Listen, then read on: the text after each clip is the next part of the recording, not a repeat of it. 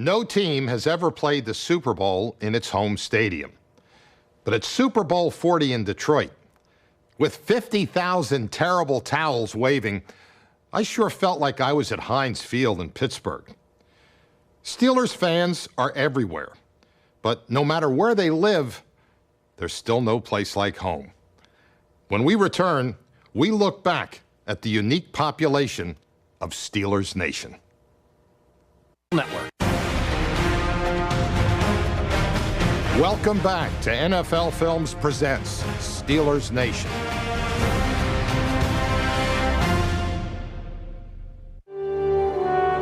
When you enter Pittsburgh from the airport, which is the way most people are going to do it, you come in from the west on what is called the Parkway West, which looks like every other highway in America.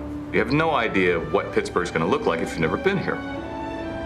You go into a tunnel called the Fort Pitt Tunnel. And like most tunnels, it's kind of dirty, it's kind of cramped, it's a tunnel. You know, so already your impression of Pittsburgh is not that great. But when you reach the other side of that tunnel and your view opens up, it's like being in Oz.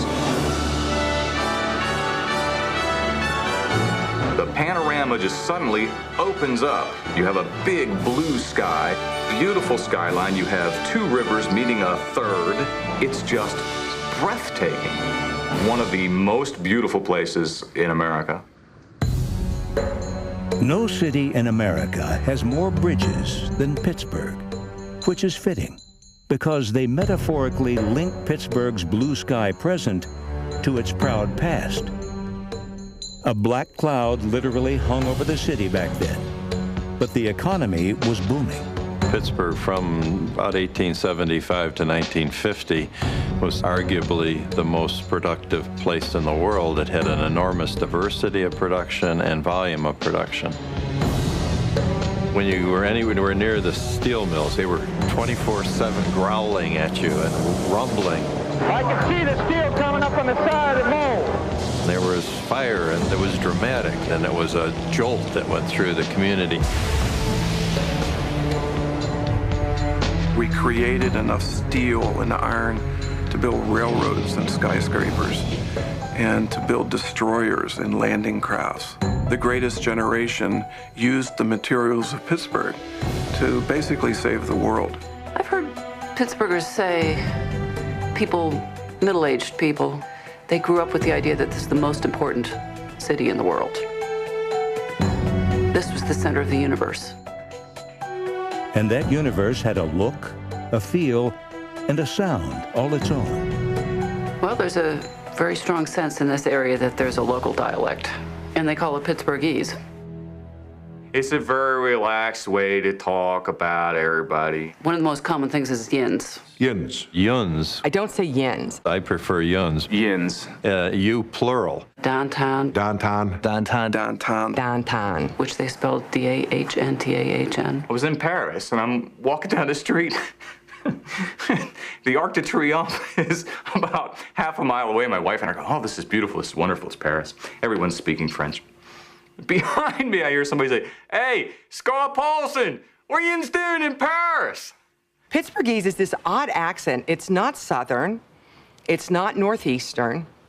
It's not West Virginian. It's a combination of all of those. And I think that's kind of what Pittsburgh is. It's a combination of all these different geographic areas coming together in the Appalachian Mountains. It's not quite sure what it is geographically, linguistically, but it's sure of what it is when it comes to football.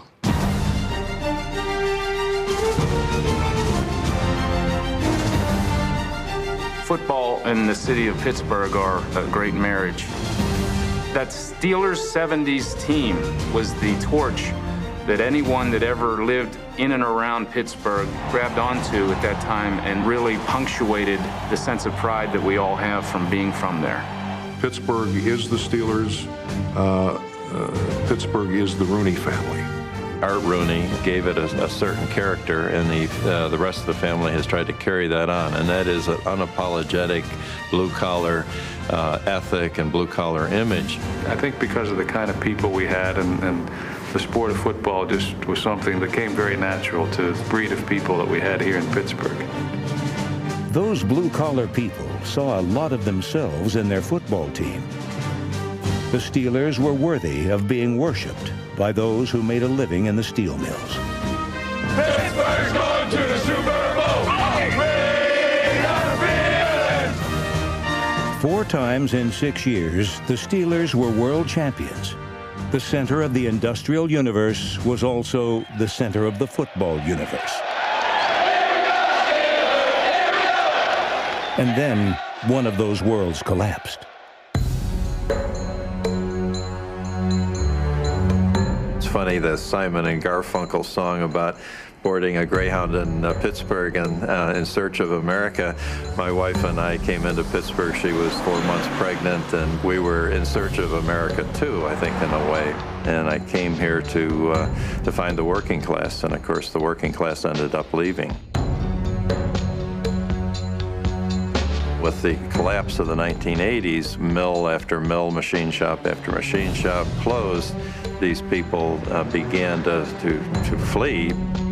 Every Pittsburgher can tell you the same story, which is Dad and Mom and Uncle Stush and my brother Bobby all had to relocate somewhere. And so the hard-working ethnic, you will be in the Union because I was in the Union, because your grandfather was in the Union, you'll be born in it, you'll die in it, fell apart. It was an exodus.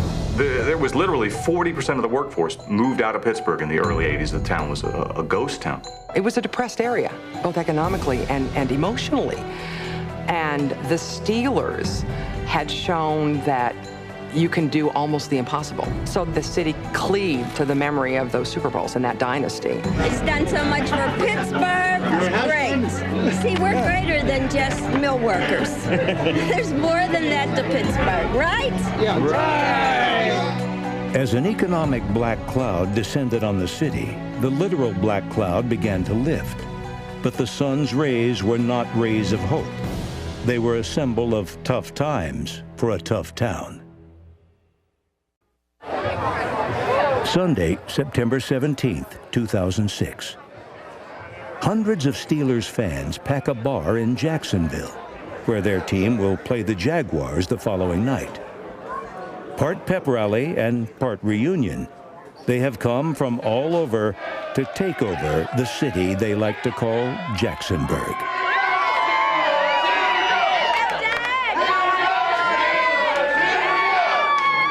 I'm the Vice President Director of Operations at JacksBag, Jacksonville Black and Gold, your host for today's pep rally. Yes! Chew it up, Echo! Chew it up, Echo! Spit, spit, spit!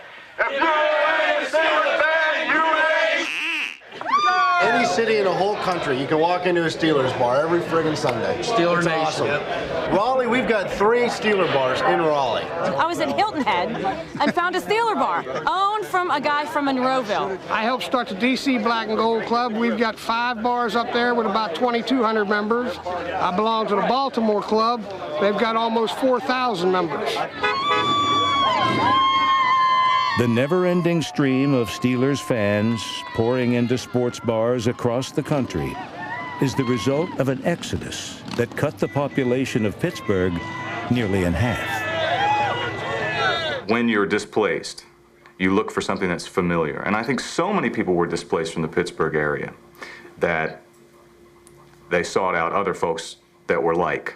And that's why today you can go in any major city in the United States and find a black and gold club. Every Sunday you can gather together with people that are like you, good or bad, speak the same language, and watch the Steelers. They are would-be steel workers who have improved their lot in life, but in doing so have had to leave Western Pennsylvania.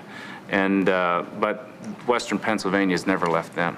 This dispersion took a culture with it, and it planted seeds, and those seeds are growing in other places. And you can see it in the eyes and in the enthusiasm on a Sunday morning. You can see it as people are getting ready to relive a space that they have owned. You can always take people out of Pittsburgh, but you can never take Pittsburgh out of people.